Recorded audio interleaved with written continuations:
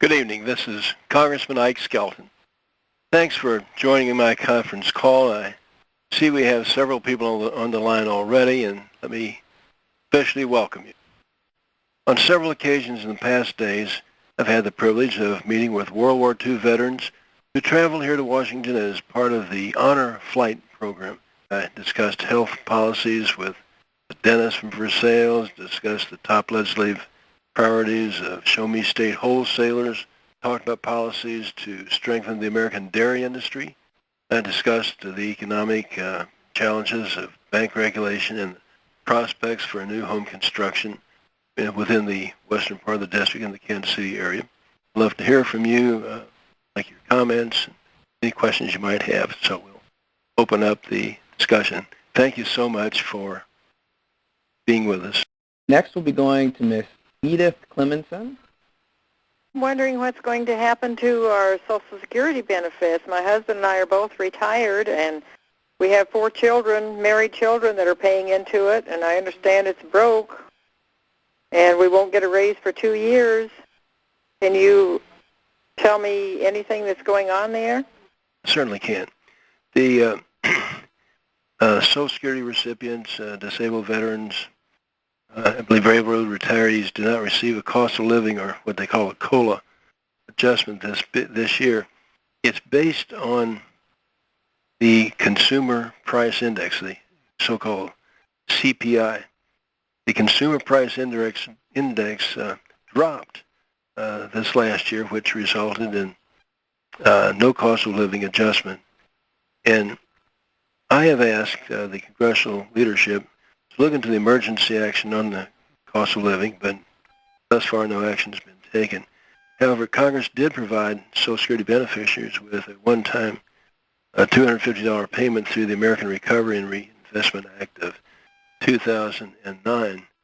I might point out that in Congress just a few days ago, I voted against any cost of living adjustment for members of Congress.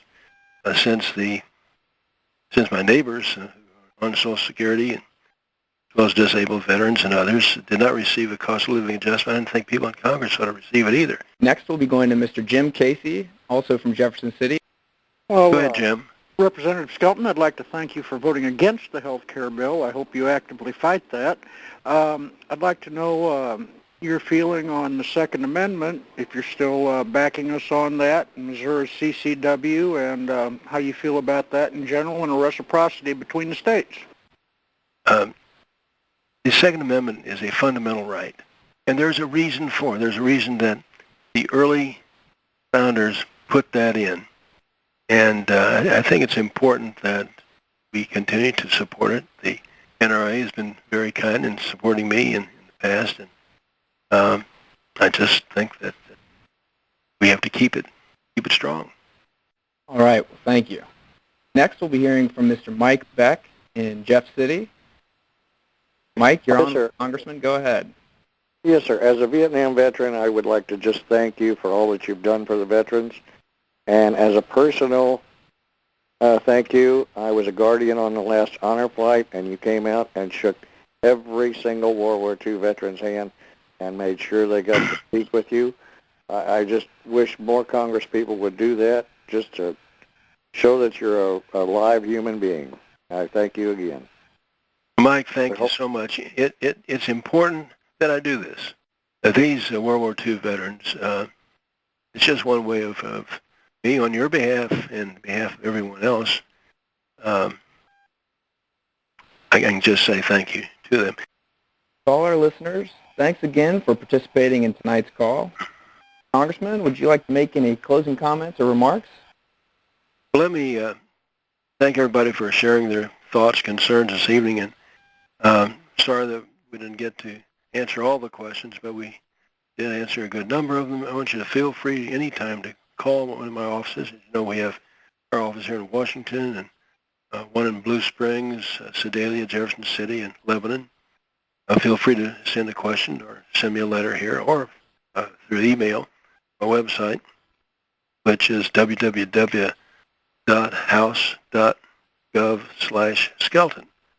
And you can also use my Facebook and the Twitter pages if you want to keep in touch.